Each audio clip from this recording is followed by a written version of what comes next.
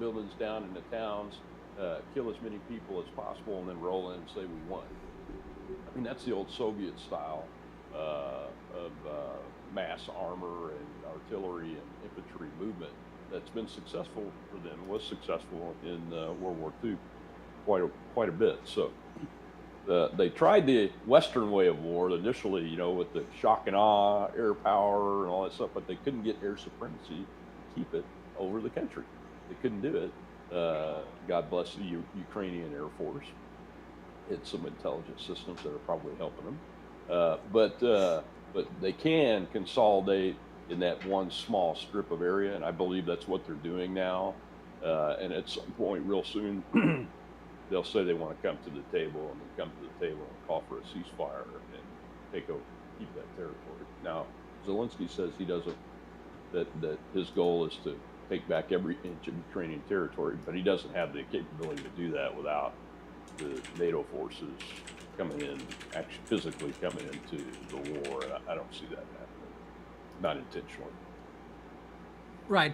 Good. You know your map, Rob. You remember your map well, so that's good. No, good perspective. I wonder, like you, I was wrong on the initial Russian invasion. But what concerns me, we're seeing this, you know, once again, like after 9/11, after the debacle, exit in Afghanistan, a lot of military, the chairman said this would be over in about 96 hours, 72 hours, 4 days, whatever. You know, I haven't retail business, relieved, fired, removed, retire. Everybody got this wrong, but yet once again, no changes at this level. Everybody's getting there. You know, everybody's got their legions of merits or whatever. What do you get when you're a GO? But it's just interesting. No changes. We got this wrong. We got this completely wrong. I got it wrong. You got it wrong. The 4 stars got it wrong. But everybody's getting promoted and nobody's moving out. It's just, there's no accountability when we're making mistakes. That's my biggest concern is, okay, we screwed this up and it's not even our fight. I worry about that our kids got to go in and if we're going to get it wrong. So any changes in the NCR, National Capital Region for you out there, but I wish we'd make some changes and admit we've made mistakes and that we're many important things wrong in terms of intelligence failures, and this was a huge one, but no one's talking about it. Anyway, hey, Mr. Producer, are we doing videos tonight? I know there's a lot going on. He was trying to bring in Lee. Oh, we got videos. Awesome. Juan's in the box tonight. He's doing a great job. We love our producer. Even though he flew F-111s, I believe. I mean, they're so old, they're falling off the sticks. They're falling off the sticks that they're mounted on for the last 60 years. So that, folks, the F-111, it was kind of a swept wing, kind of a big plane. You have to look it up online if you can find it. Anyway, hey, we're gonna Rob. You've been here before. I'll comment, throw it over to you, and we'll see what's up. Haven't seen these, so okay. Juan, let's roll that video. Mr. Chairman, members of the committee, I'm happy to be back in front of the Judiciary Committee, where I started this pilgrimage. I am going to get even more fundamental than my good friend and colleague.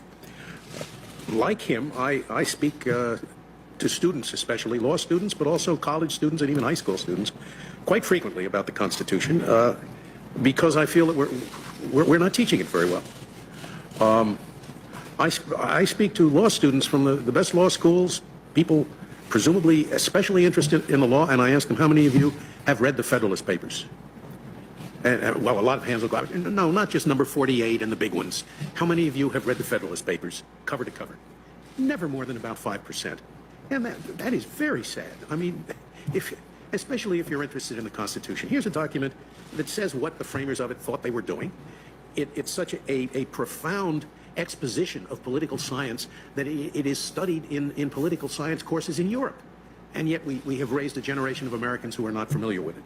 So when I speak to these groups, the first point I make, and I think it's even a little more fundamental than the one that Stephen has just put forward, I ask them, what do you think is the reason that America is such a free country? What is it in our Constitution that makes us what we are? And I guarantee you that the response I will get, and you will get this from almost any American, including the woman that he was talking to at the supermarket, the answer would be freedom of speech, freedom of the press, no unreasonable searches and seizures, no quartering of troops in hope, those marvelous provisions of the Bill of Rights. But then I tell them, if you think that a Bill of Rights is what sets us apart, you're crazy. Every banana republic in the world has a Bill of Rights. Every president for life has a Bill of Rights. The Bill of Rights of the former evil empire, the Union of Soviet Socialist Republics, was much better than ours. I mean it literally. It was much better. We guarantee freedom of speech and of the press. Big deal. They guaranteed freedom of the speech, of the press, of street demonstrations and protests, and anyone who is caught trying to suppress criticism of the government will be called to account. Whoa, that is wonderful stuff. Of course, just words on paper. What our framers would have called a parchment guarantee. And the reason is that the real constitution of the Soviet Union, you think of the word constitution, it doesn't mean a bill, it means structure. Say a person has a sound constitution, has a sound structure. The real constitution of the Soviet Union, which is what our framers debated that whole summer in Philadelphia in 1787. They didn't talk about the Bill of Rights. That was an afterthought, wasn't it? That constitution of the Soviet Union did not prevent the centralization of power in one person or in one party. And when that happens, the game is over. The Bill of Rights is just what our framers would call a parchment guarantee. So the real key to the distinctiveness of America is the structure of our government. One part of it, of course, is the independence of the judiciary. But there's a lot more. There are very few countries in the world, for example, that have a bicameral legislature. Oh, England has a House of Lords for the time being, but the House of Lords has no substantial power. They can just make the Commons pass a bill a second time. France has a Senate, it's honorific. Italy has a Senate, it's honorific. Very few countries have two separate bodies in the legislature equally powerful. That's a lot of trouble, as you gentlemen doubtless know, to get the same language through two different bodies elected in a different fashion. Very few countries in the world have a separately elected chief executive. Sometimes I go to Europe to talk about separation of powers. And when I get there, I find that all I'm talking about is independence of the judiciary. Because the Europeans don't even try to divide the two political powers, the two political branches, the legislature and the chief executive. In all of the parliamentary countries, the chief executive is the creature of the legislature. There's never any disagreement between them and the prime minister, as there is sometimes between you and the president. When there's a disagreement, they just kick him out. They have a no-confidence vote, a new election, and they get a prime minister who agrees with the legislature. And, you know, the Europeans look at the system and they say, well, it passes one house, it doesn't pass the other house. Sometimes the other house is in the control of a different party. It passes both, and then this president who has a veto power vetoes it, and they look at this and they say, it is gridlock. And I hear Americans saying this nowadays, and there's a lot of it going around. They talk about a dysfunctional government because there's disagreement, and the framers would have said, yes, that's exactly the way we set it up. We wanted this to be power, contradicting power, because the main ill that beset us, as Hamilton said in the Federalist, when he talked about a separate Senate, he said, yes, it seems inconvenient, but inasmuch as the main ill that besets us is an excess of legislation, it won't be so bad. This is 1787. He didn't know what an excess of legislation was. So unless Americans can appreciate that and learn to love the separation of powers, which means learning to love the gridlock, which the framers believed would be the main protection of minorities, the main protection. If a bill is about to pass that really comes down hard on some minority, they think it's terribly unfair. It doesn't take much to throw a monkey wrench into this complex system. So Americans should appreciate that, and they should learn to love the gridlock. It's there for a reason, so that the legislation that gets out will be good legislation. And thus conclude my opening remarks. Yeah, Juan, great use on finding that video. So much to unpack there. You know, Rob, when it comes, I couldn't agree more. And what makes me sad when I listen to all that is I think of having interact, you know, teenagers and women in their 20s, even late 20s, is there really truly is in this country a lack of understanding on the three parts of government, if you will, on the Constitution. When I head off to work tomorrow in my backpack, or I go to the gym with everywhere I go, I carry a copy of the Constitution, not just in case. I don't know why I do, Rob. It's just there. It's really small. It's in my backpack. When I leave the house, my Constitution goes with me just in case. But I do agree there's a truly, and it's sad, a very lack of understanding. And the problem also is, Rob, and you expand, it's also the problem is not so much that it's the kids' fault or even our young college students or recent college grads.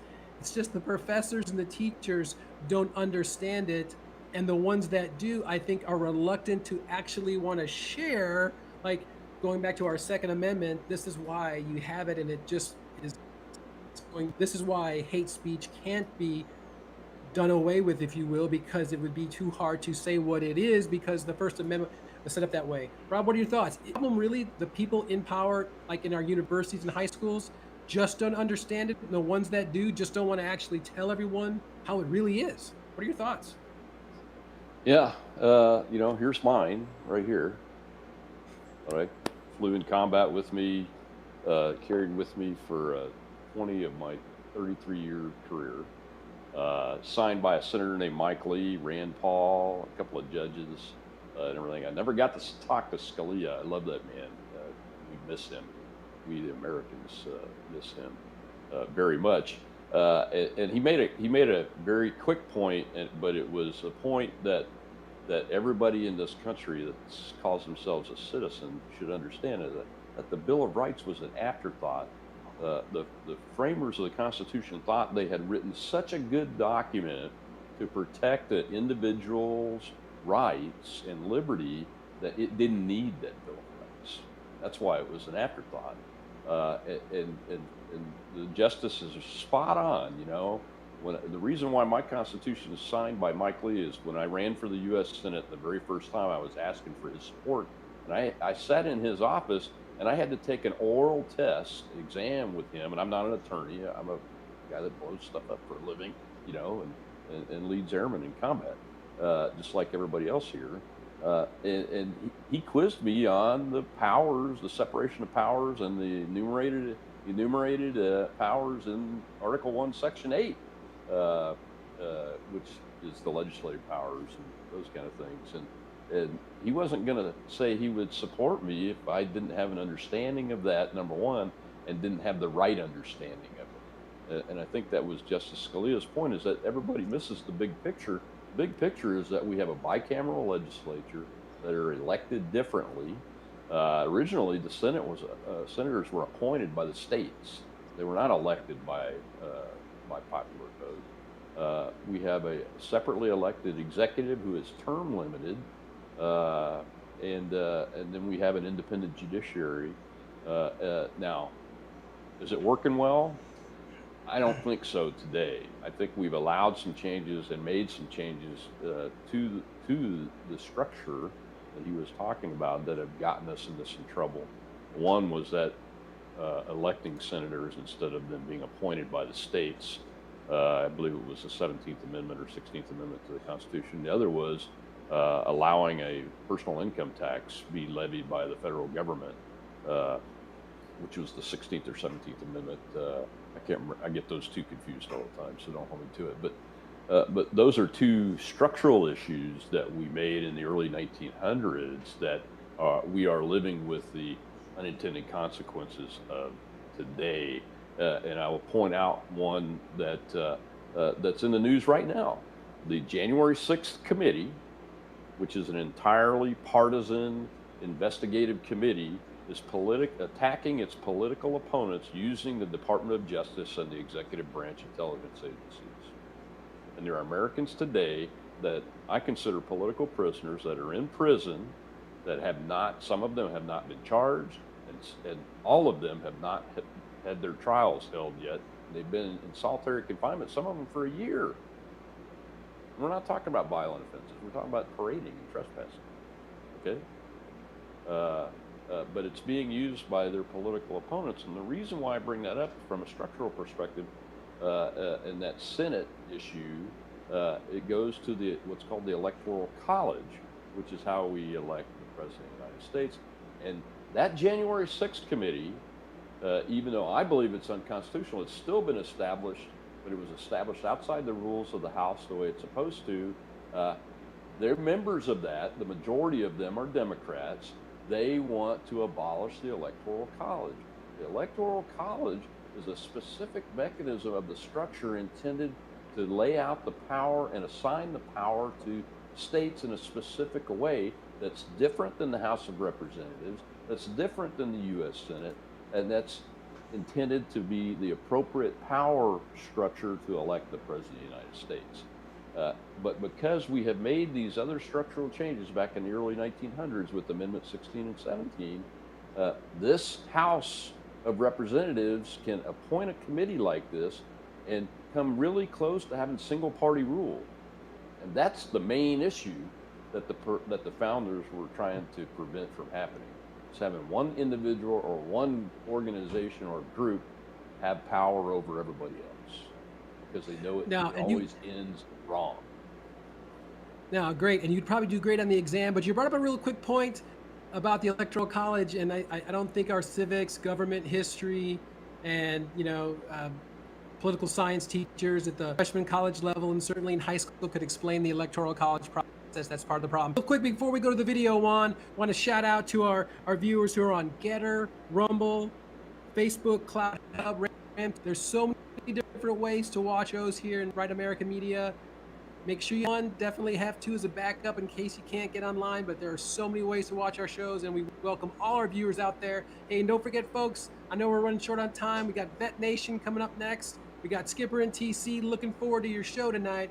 But Rob, thanks for mentioning that Electoral College thing, because you got me thinking there are so many things that they're going to go after. And oh, by the way, I think it was just announced recently that the January 6th hearings, hey, they're going to prime time. They're going to move these things to prime time, more political theater. It better not mess up. And I'm glad it's summertime, so I don't have to worry about shows being canceled on my DVR. And I go to my DVR, and all of a sudden I'm going to see some stupid hearing instead of Survivor. Survivor ended. But anyway, don't want this thing to mess up our shows. More political theater. We do not need political theater. Hopefully those are nights that I'm playing softball. Anyway, Juan, let's just show that last quick video. So, Allie, when it's time to start dating, every father has a duty to tell you what to avoid. So, for instance, you get a guy that can never do their job right, is always in debt, the sort of person that is always trying to control you, the sort of guy that gets abusive when you want to do something that he doesn't want you to do. That's what you need to avoid. So anybody like the federal government? I'm so proud of you.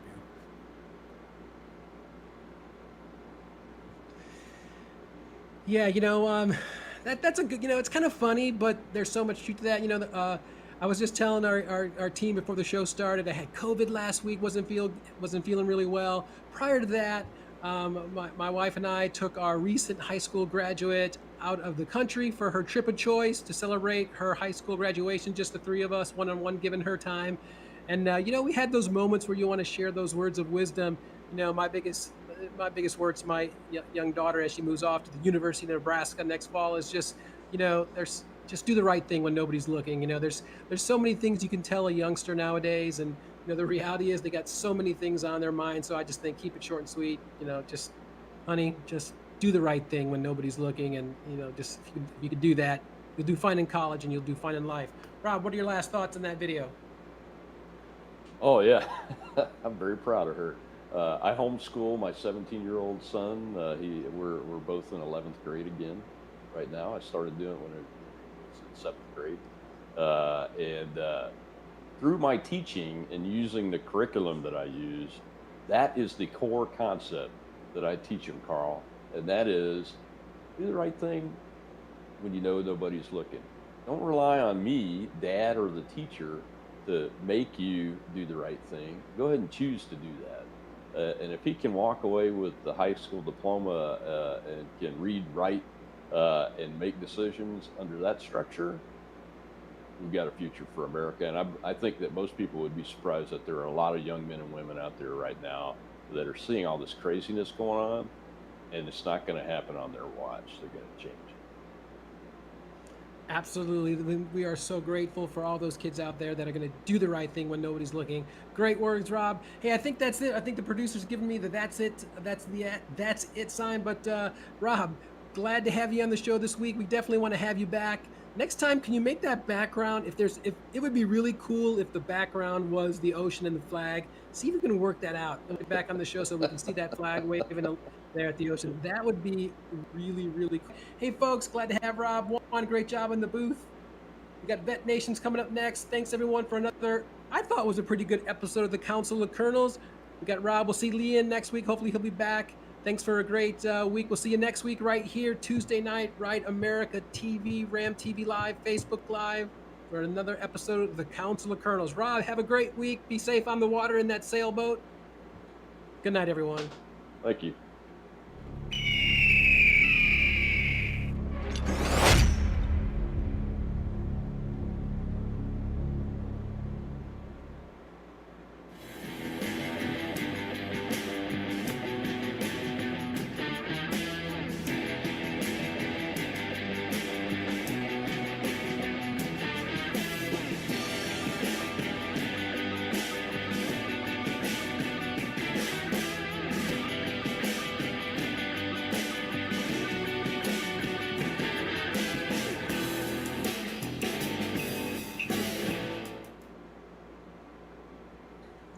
Hey folks, we're back with Veteran Nation.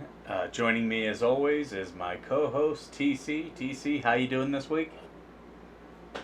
I'm doing pretty good. I don't know if Carl's still watching, but they were talking about the Ukraine and who got what wrong. I want to point out that I got it all right. The enlist I called so. No, that's for those fans of the show, go into our archives. You'll see we actually had an infantry officer come on. We talked in detail about the Ukrainian war when it kicked off, and yeah, it's funny how this stuff works out. What is it they say, that history, it repeats itself, but it also rhymes?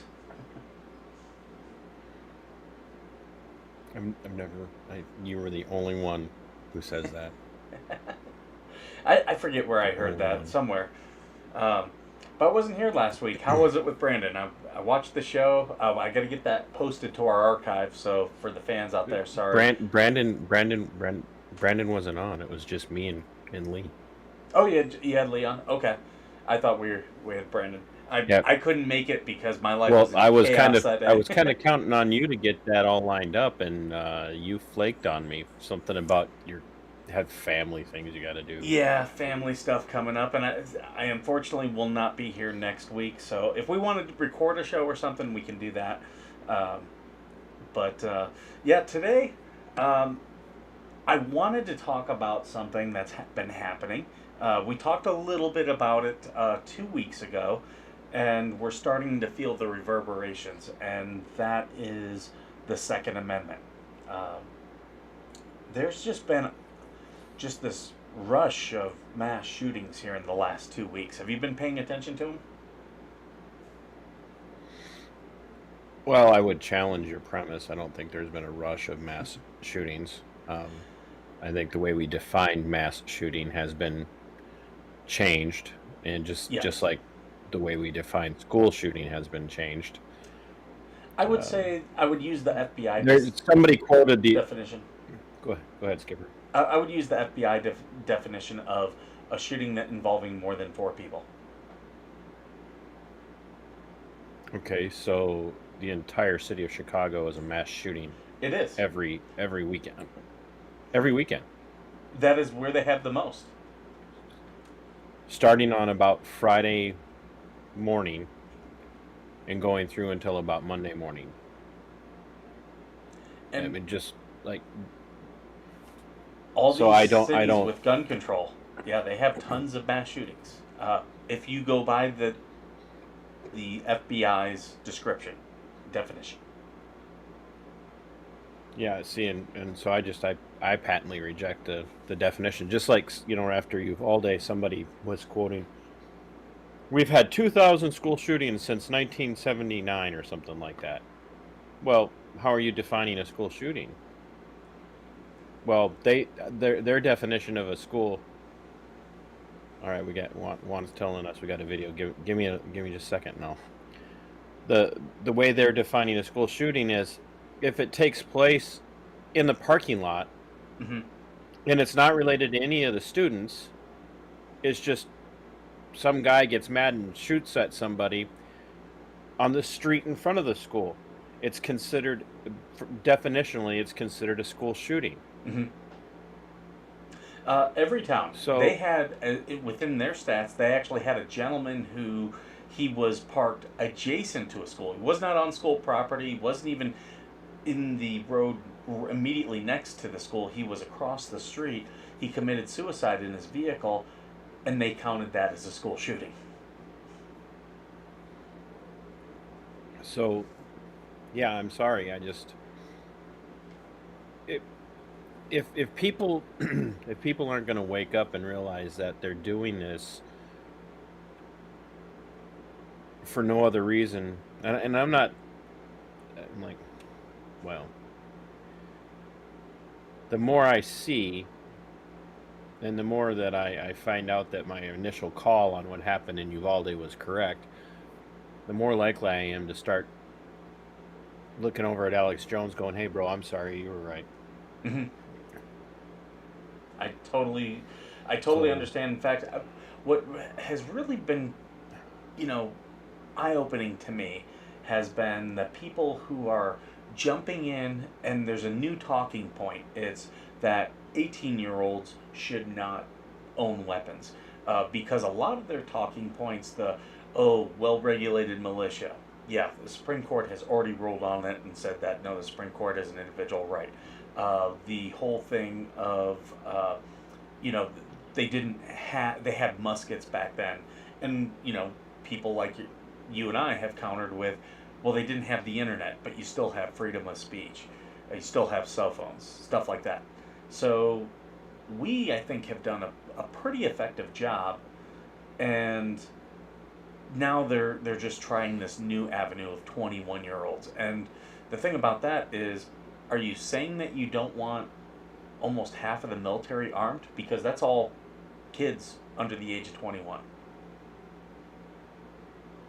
well, our esteemed governor in the state of Minnesota, when being asked to deploy the Minnesota National Guard during the summer of love here after George Floyd died, just 2 years ago now, and we're still facing the repercussions of it, said, well, you want me to get a bunch of 18-year-old cooks to come down here with guns and deal with this? And I was like, actually, yeah, I would love if you would bring the people in from the rural parts of the state with guns, because you would not have a crime problem anymore. Mm-hmm. Yeah. Because these boys know how to shoot. And and and there again, at the risk of sounding like a broken record, what does that stop this kid? I mean, is anybody looking at the reality that he had two platforms that were both well into multiple thousands of dollars? Yeah. I mean, I can't a afford platform the that equipment cost he's got. $2,000 without a job. Yeah. He had about $4,000 in platforms and a nice vehicle without a job. No job. No job. I look. Clearly, he had something going on somewhere, and so I don't know. But Juan, you've probably have this guy set us straight here. Let's see this video that Juan's got. Just want to point out some data real quick from the Crime Prevention Research Center about gun and gun violence. So the United States has about 40% of all privately owned firearms worldwide, while also only having about 4% of the population. And even with that, the United States only has 1.5% of total murders worldwide by firearm, only 2.2% of attacks with a firearm, and only 1.15% of mass public shooters worldwide. So we underrepresent ourselves in every single category, despite the fact that we have more guns than every other country in the world. So this idea that guns cause mass shootings and that this is a uniquely American problem is completely and totally not supported by the data.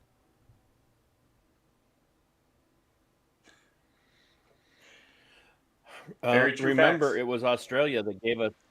It was Australia that gave us their version of gun control, and they still had a guy go in and shoot up a chocolate shop. I mean, And it wasn't. It's been what, 15 years, or actually a little bit longer than that, like 20 years since they did their buyback, and all of a sudden, the last 2 years, all the Australians who didn't want to get vaccinated were ushered into concentration camps.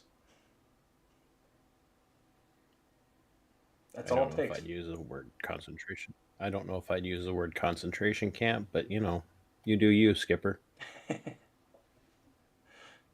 Well, I mean, heavily thought camps.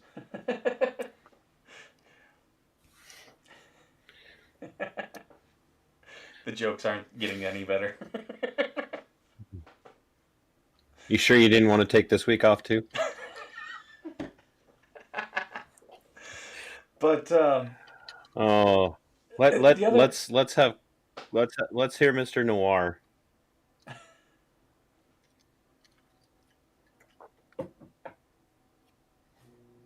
do we have? Oh, sorry. I get a little bit sidetracked there. He's busy doing. Literally the day after the Uvalde school shooting, this happened. A woman in Charleston is being credited for averting a mass shooting. Charleston police say it all started when this man, 37-year-old Dennis Butler, was speeding up and down the parking lot. That's when he was approached by people attending a graduation party and a birthday party, asking him to slow down as children were playing. They said he seemed agitated and left, but shortly after, he returned to the complex, armed with an AR-15 style rifle, and started shooting at the crowd. Police say a woman then pulled out her pistol, shot him, and killed him. I will say on the Charleston, West Virginia case, Charleston Police Department case, this lady was carrying a lawful firearm, okay?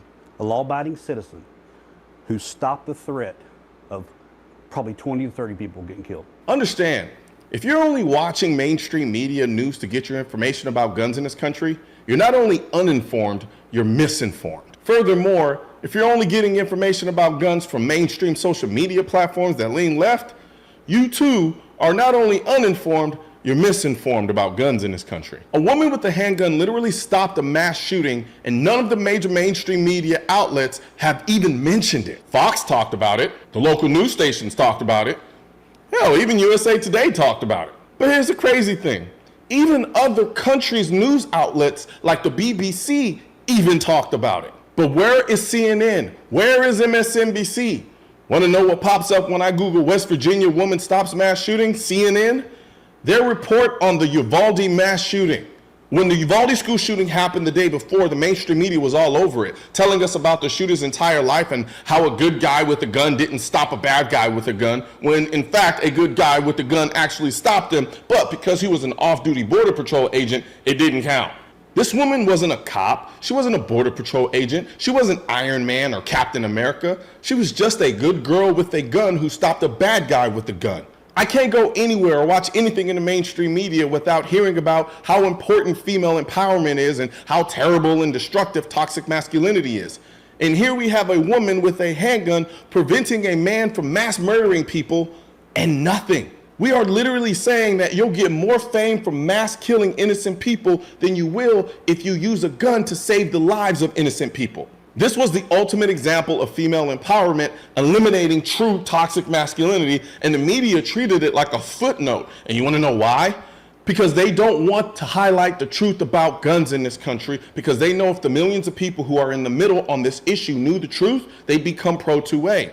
They'll report on every mass shooting for weeks, but won't talk about the 2013 CDC study that found that almost all national surveys estimates indicate that defensive gun use by victims are at least as common as offensive uses by criminals, with the estimates of annual uses ranging from about 500,000 to more than 3 million. In context of about 300,000 violent crimes involving firearms in 2008. Oh, they'll incorrectly talk about how dangerous AR-15s are, but won't talk about the fact that more people die from hands, fists, and feet than they do AR-15s. And people are stabbed to death almost 4 times more than people are killed with an AR-15. They'll talk about how we need universal background checks, but won't talk about the fact that according to the National Institute of Justice survey, many mass shooters have clean records and can buy guns legally. Long story short, they don't want you to know the truth about guns in this country because they can't get you to be on board with more gun control laws if they're constantly showing you story after story after story of good guys and girls with guns stopping bad guys with guns. You know, we talk a lot about empowerment in this country, except for when it comes to the Second Amendment.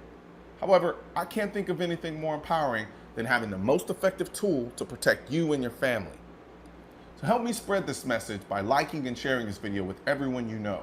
And don't forget to subscribe and leave a comment, because the Second Amendment, when it said militia, it wasn't talking about the government. It was talking about you.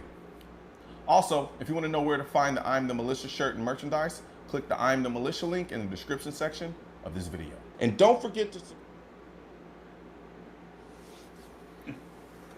No, you hit on a couple great points there. One I will talk about for those of you who are in the Veteran Nation Facebook group. You already know that this last weekend I went to a gun show. I actually went with 2 females, and I was very surprised with the female turnout. I mean, it was here in California, but a lot of women are starting to take their safety seriously, and not just look at guns as a possibility, but really start asking hard questions, looking at options available to them, asking, hey, what will be best for my situation? So I was very, proud that was happening. But yeah, he absolutely hit the nail on the head. You can't trust. I only go by the FBI statistics because, like I said, every town, Giffords Law, all these places, they will. Because the FBI is reliable. Well, I mean, the FBI though, they at least they get the data from police departments, so they just say, here's what we want. Police departments feed them that stuff. With Giffords Law and Everytown, they are almost going out there trying to inflate it. Now, the biggest one I'll talk, if you look at it, it always says gun death. It doesn't say gun violence, it says gun death, because they always want to include suicides, which account for about 45 to 40% of gun death. So you're almost increasing it by half by just adding, suicides in there. And they always do that. That's a trick I've noticed that they've been doing just to fudge the numbers.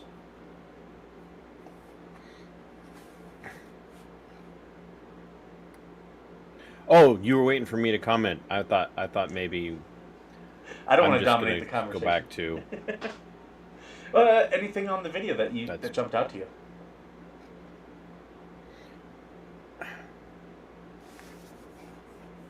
I guess so. Like, he said something in there that I don't think was entirely accurate. One, I had made the comment earlier today on my Twitter feed, because I'm currently in Facebook jail, but I had made the comment on Twitter earlier today, like when the Buffalo shooter did what he did, within minutes we had his manifesto, 180 pages. I'm sorry, I don't know any 18-year-olds today who would spend that much time online that would also have enough time to write 180 pages. But anyway,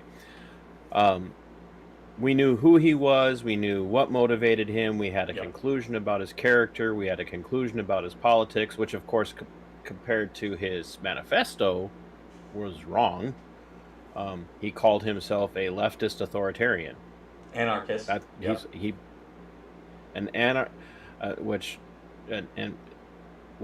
He's just confused mostly. But we really, contrary to what Mr. Noir said, we don't know anything about this guy from Uvalde. We know nothing about him. We think we do. We think we know some stuff, but when you really start to push people, we don't know anything about him. Mm-hmm. We've had 2 weeks. 2 weeks. We know nothing about him at all, other than he was upset and that he killed his grandma and that there was some family conflict. Well, okay, I'm sorry. Name somebody who shot up a schoolroom full of students or whatnot who hasn't had some sort of conflict with their parents. I can't think of one. And other than that, we know nothing about him, which is suspicious as all get out. But they're also, to me, and I'm okay with the pressure that's being put on the Uvalde School District Chief of Police and the Uvalde City Police and the Uvalde School District School Board and the City Council and whatnot, because what happened was criminal.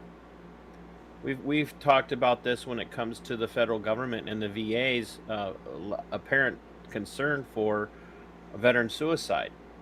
It's not just negligent, it's bordering on, if not flat out criminal, what they're allowing to happen to vets.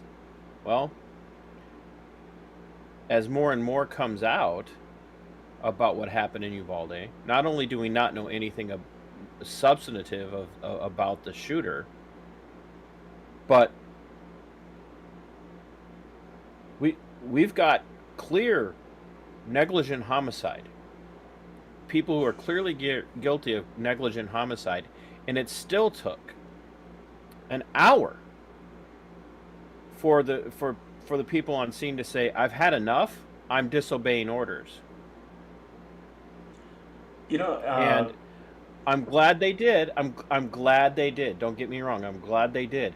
What bothers me is what the narrative of this is that it took them an hour. Yeah. That not one of them said, "Oh, whoa, I am not following that order from the get-go. I'm going in whether you like it or not."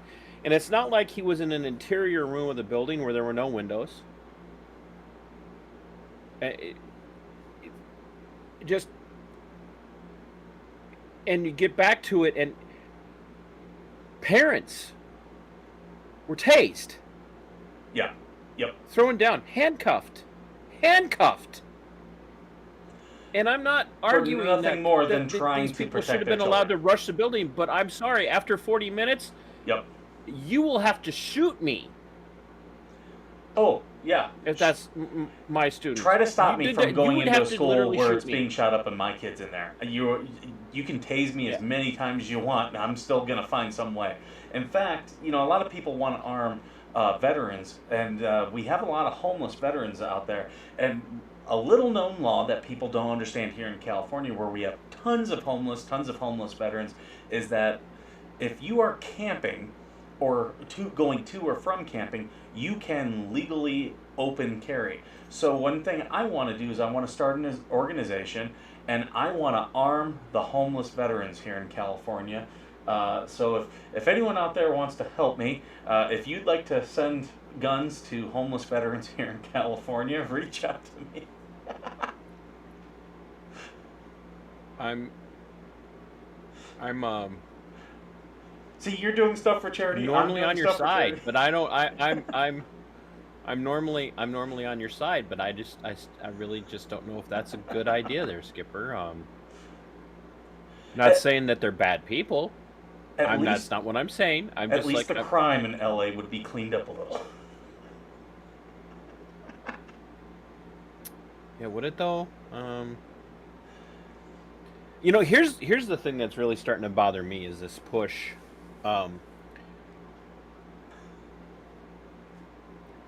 The colonels were talking about all this money in aid that's being spent to buy American military products and whatnot, and shipping it off to the Ukraine as we arm our allies and seek to disarm our enemy, while we're also trying to disarm Americans. But this Ukraine war has it has kind of woken people up. If you saw George Takei, his tweet, he was like, "Hey, we have all these guns here. I bet they could help the people of Ukraine." And it's like, why do you think we have all these guns here? So something like that doesn't happen. No, that was not George Takei being woke up. That was George Takei trying to find a way to get guns out of take my gun to go give it to the Ukrainians. Well, yeah, that's what he wants. But at least there's some realization that arming citizenry means that we can prevent any type of invasion. But the other part of the ramping up with this, and with those people who are willing to engage logically and intellectually, is the overbearing amount of pressure that's now being, and if you are a Republican, you need to understand that your for the most part, your Republican representative and senator are going to go along with this, enhancing red flag laws. And Buffalo should show that they don't work. They're arguing that. Well, not only do they not work, the issue at hand is what they want to do is they want to basically federalize red flag laws, so that no longer is it the individual action of the state to make that decision, which they shouldn't be making either. But now they want the federal government to pass legislation They're doing all this to stuff. enforce it across the country, which then puts the government, the people in power, in charge of determining who is mentally unstable, which means they get to set the standard, which means they get to enforce the standard, which means that they get to then decide who does or does not meet that standard New York based on how they feel about you.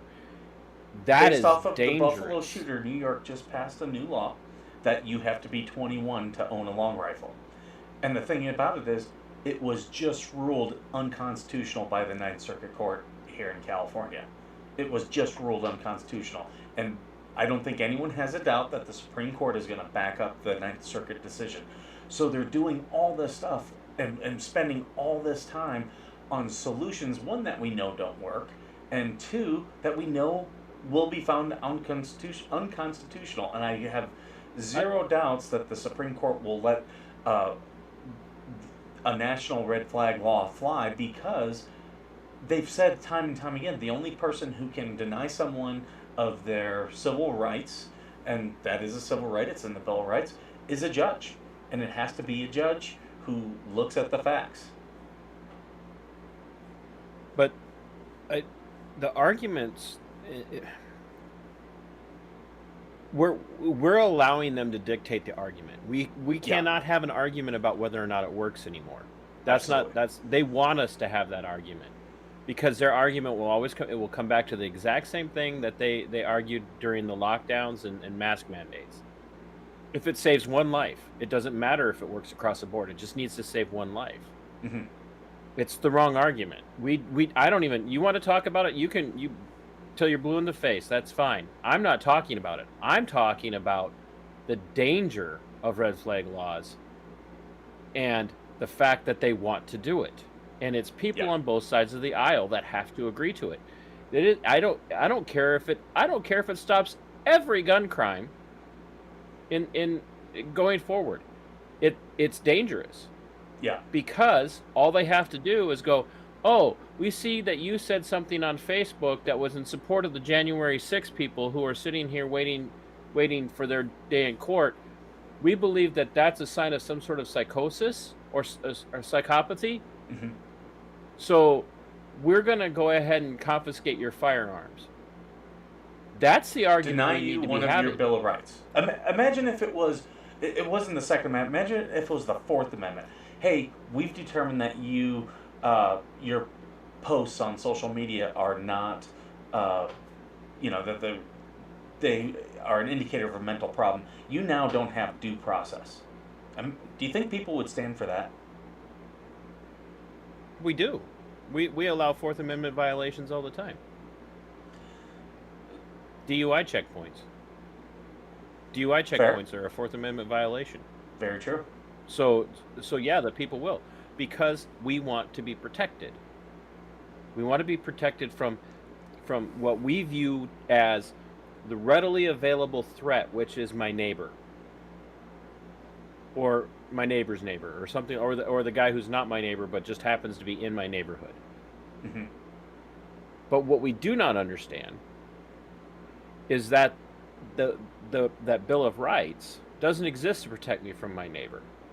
Yeah. It exists to protect me from the government, the state, from the state, not the government, from the state. Period. And we'll say, oh yeah, I mean, reasonable, it's reasonable that somebody who's mentally unstable shouldn't have a gun. I had a conversation with the guy, albeit short, because I tried to be logical with him, and he got upset with me about it and cut off the conversation. But he's like, none of this is going to stop until we take all mentally ill people and isolate them from civilized society. This is supposedly a person on the right side of the argument. Mm-hmm. He was saying that to defend gun owners. And I'm like, whoa, bro, you just painted with a massively large brush to I've actually got a say story about you're that. okay. You're okay with the state coming in and swooping up every single person who's mentally ill and putting them someplace where they're isolated from civilized society, because if you have a mental illness, you're clearly not part of civilized society.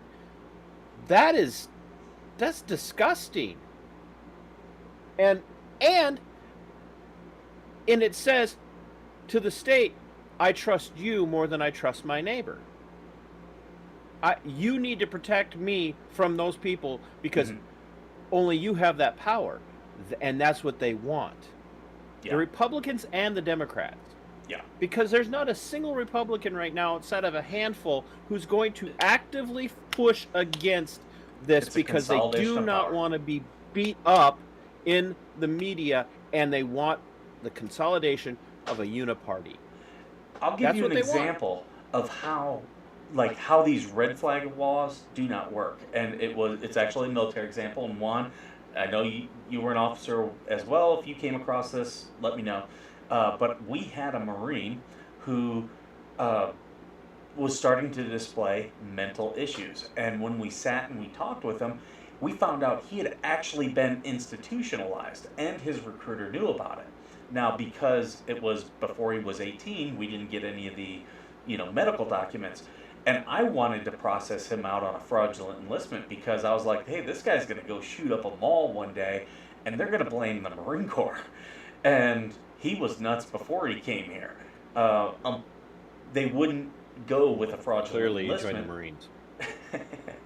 They wouldn't go with a fraudulent enlistment discharge, but we actually found that Marine hoarding rounds and stuffing them in his desk at work from the rifle range, and because of that, we had violations, and we were able to get him out on a administrative separation. But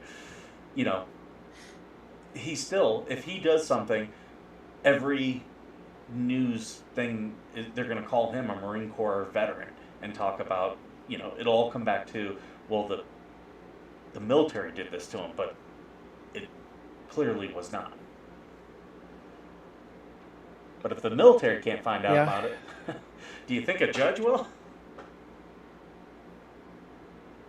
Well,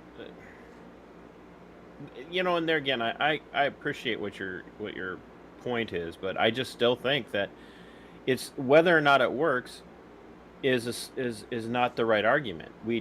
I don't care if it does work. I want to be on the record.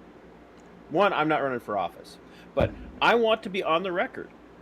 I don't care if it saves every life. No red flag laws. Period. None. I will not support them. Mm-hmm. And I will lambaste and chastise anybody who is a public servant who supports it. If I find out that a sheriff supports it in my area, I will smear them all over the airwaves. Well, we got to have a reasonable. No, it's not reasonable. Red flag laws are not reasonable. And here's the issue about where they work and don't work. It criminalizes you. That it works to do that, and it also gets you killed. And I don't mean because now you don't have your gun and somebody breaks into your house. It was just a few years ago, an elderly gentleman, retired gentleman, somebody reported that he was mentally unstable. Without any due process, courts ordered that his firearms be removed from him, and the cops showed up to his house to take his gun, and they ended up having to shoot him and kill him. So that's where it works. Mm-hmm. It does exactly what the state wants it to do. It gives them an excuse to take your guns or kill you if you don't comply. Absolutely. And that's what they want. They want us disarmed. They want us disarmed. There's no other so like I know I keep coming back to this. Is going to be compliant. I'll beat the dead horse again. I don't care if it saves every school-age child from here until the end of eternity. That's not the point. That is not the point at all. Because it's not what they want. They do not care. They do not care.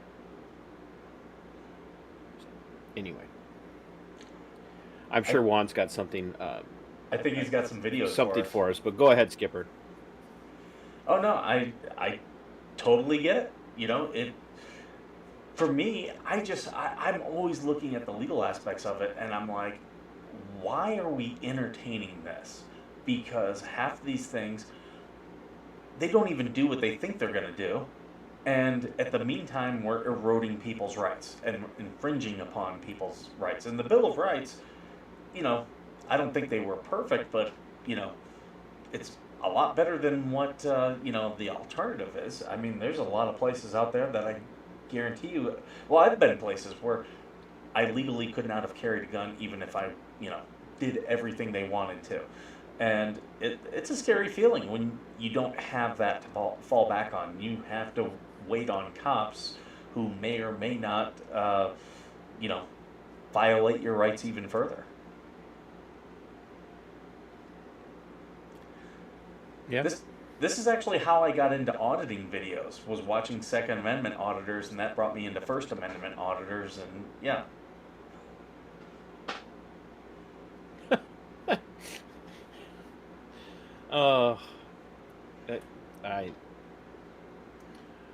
The Second Amendment guy auditors scare me because I'm just convinced one of them's going to get shot one of these days. They're definitely taking a chance.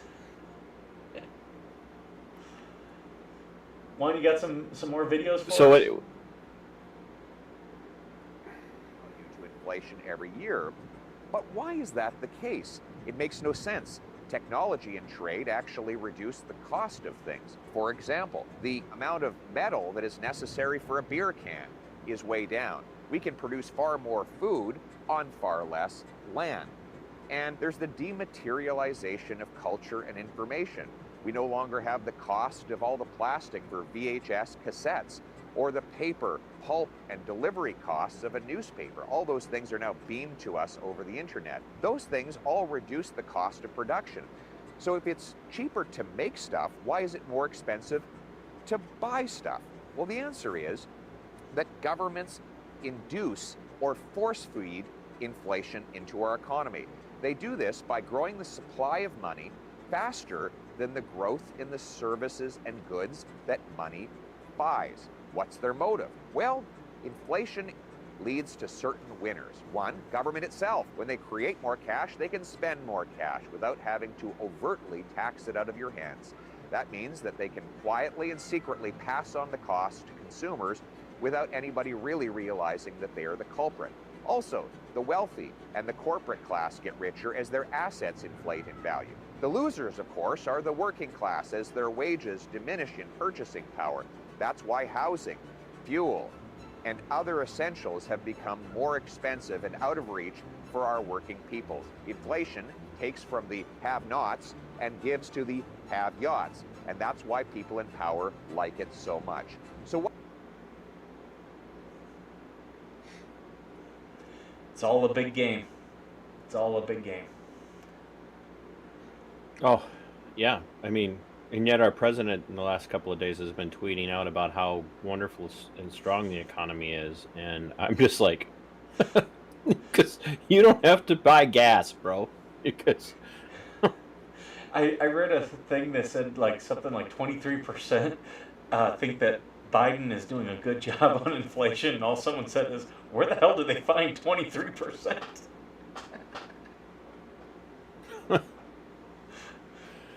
Where are these people?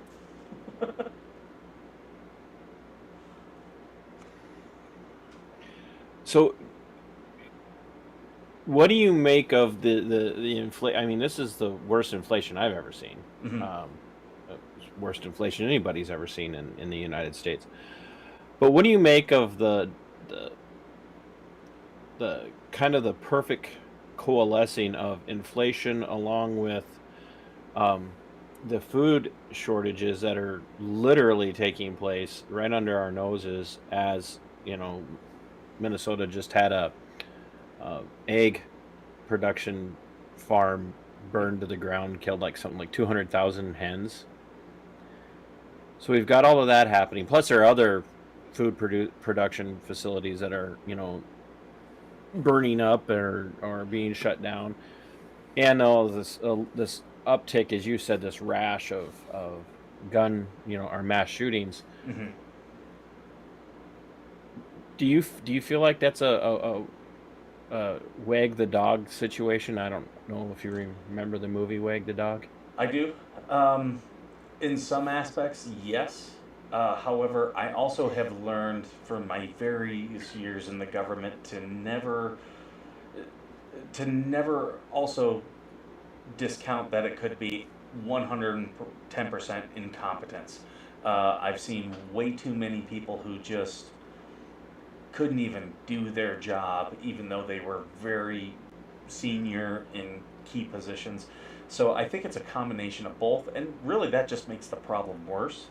And I did logistics. I've studied supply chain management, and yeah, you have to put.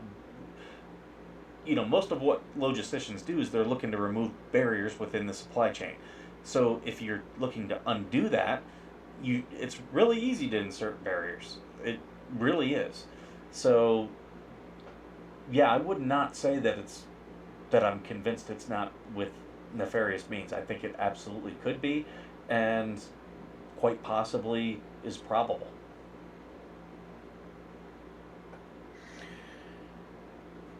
Do you think that people are the common sense, everyday kind of folks that are out there that are working in the grind, so to speak? Do you think that they're waking up? I don't know if they're waking up. I know that they're feeling it. I'm seeing people say, "Hey, remember the Trump shortages?" Because it was non-existent.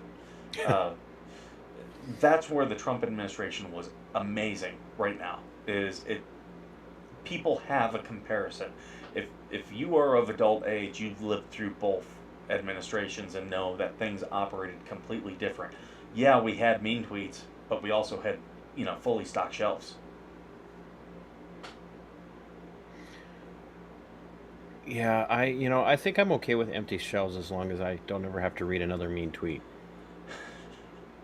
And see, what's funny is like people like you and I are going to be less affected because we know how to sustain ourselves. We have skills that if the power were to go out for a week, I think I would probably, yeah, it would suck, but I would be okay. And I think you might even, we would make do. We would, just operate off of I'd be better rice. off than you. I mean, there's more wildlife in my area than there is yours. Oh, I don't know about that. This is a rural area. Yeah, it's the desert, but I can kill some stuff. I got a lizard right outside that, that's a meal for two right there.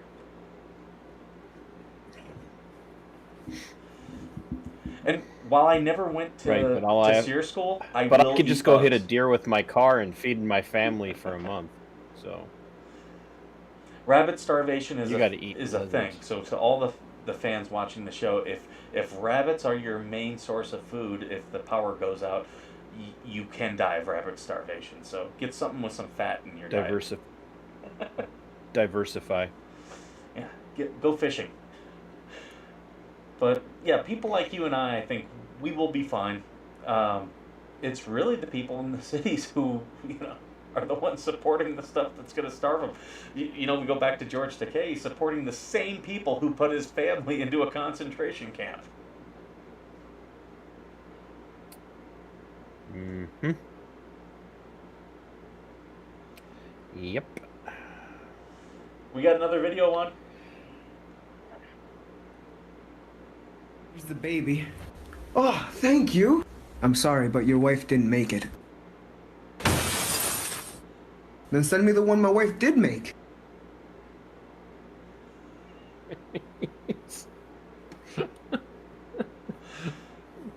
It's always nice having a little bit of humor.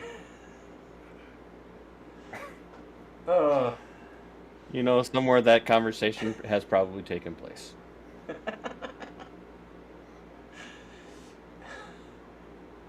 Yeah. Oh, that just reminds me of the story Skipper, of you're not. of the woman who named her daughter Famali, and when they asked her why'd you name your daughter that, they were like, no, the hospital did, because it said female in the last name. I don't know if it's a true story or not. You know what's scary is I could actually see that happening too. So. Oh, if I went back to my hometown, I would put money that it happened there. It's almost as good as the as our favorite laugh fest, which of course is the substitute teacher skit. But you know, anyway. Hey, So you're not coming next week. What are you abandoning me for this time? I am actually going to be traveling, and I'll be going to a state that actually. I'm not driving. has I'm freedom. traveling. What's that? You're going someplace that actually has freedom? Yes. Oh. So you're going to be in Florida. So. It's Florida or Texas. Which one? No, I'm going to go with Florida right now. Yeah, I'll be in Florida. So we're going to have fun family days on the beach. I heard a rumor, though, before we leave. I heard that you're going to be on a show, on a big network. I am. That's what I heard. That you were going to be a guest. Well, I'm doing Andrea's show. I didn't know that was on it. Is she on a big network? I think she just has her own platform. It's a subscriber I don't think her network. stuff shows on Gas. I don't think she shows up on Gas yet, does she? Well, I don't think she's had her I don't think they inaugural picked show her up yet. Yeah. Oh, did they pick her up? I thought that's what they were doing with her show, because she already works for them. Yeah, I didn't think they picked her up yet. Oh, okay. I thought they did. She didn't. Don't get me all nervous. You know how I get around famous people. What, did OJ come up there? Yeah, right. Oh, Skipper. Don't forget to send out that sweatshirt. I will be getting that all set up today. Well, actually, I should say before I leave, so if it's not tonight, it'll be in the morning. And yeah, congratulations to that individual. They will get a Veteran Nation hoodie for buying the most coffee. It's a win-win. Kicking in the most. Yeah, kicking in the most to help me out. So yeah, thanks. Thanks for doing that. Where do you want people to find you and buy your stuff? Your wares. Email me at tcpearson@protonmail.com. As you can see, I'm waiting for my next shipment of coffee, so Brandon and Carly, you need to get on it. Got more. I just got some more orders came in today. Got my merchandise right up here. You can find me on YouTube, Minnesota Black Robe Regiment. I'm gonna just throw this out here. I'm gonna post this on Twitter later. I have a really good show. I'm done doing the self-effacing thing. I have a really good show, and I'm gaining traction. I'm starting to make connections with important guests. You got the virus. I mean, all of my guests are important, but I'm starting to get traction with more and more. Tomorrow night, I have a Republican-endorsed candidate for Minnesota State Auditor, Ryan Wilson, coming on, and Nice. Everybody's like, "Ooh, big deal, State Auditor." I had exactly once as I had him on last week, and I also had Andrea, and I also had Brandon, and I also had Skipper. So, It was a great are show. you sure you want to People lump yourself check in? Juan's like, never mind. It was fun. But I've got Ryan Wilson coming on tomorrow, and this is actually a really big deal because most people don't understand just how much power the state auditor actually has. And you know that they have power because Minnesota tried to eliminate the state auditor's position and lost that fight. And so we're having him on. I'm in the works to have some more people come that are bigger names in the Libertarian Party, like actual leadership positions in the Libertarian Party. Working on having them on to continue my Libertarian Lowdown series. So I have great content.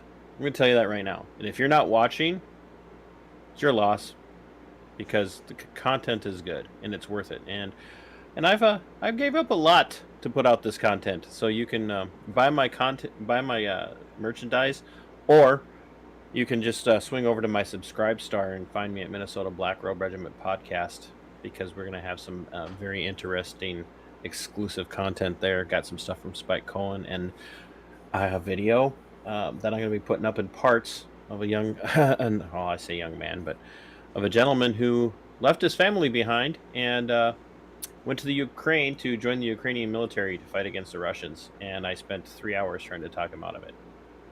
But then he turned around and used my arguments to convince other people to not go with him. I'll call it a win, right? If it saves one life. Good callback. Well, I'm going to tell everyone, make sure you're following us on Twitter, at VetNationPod. I'm also at VetNationHost. We've got TC, he's at Rogue Regiment. We're on TruthSocial, at Veteran Nation there. Facebook group, search Veteran Nation, and we'll pop right up. And yeah, thank you for being worth serving.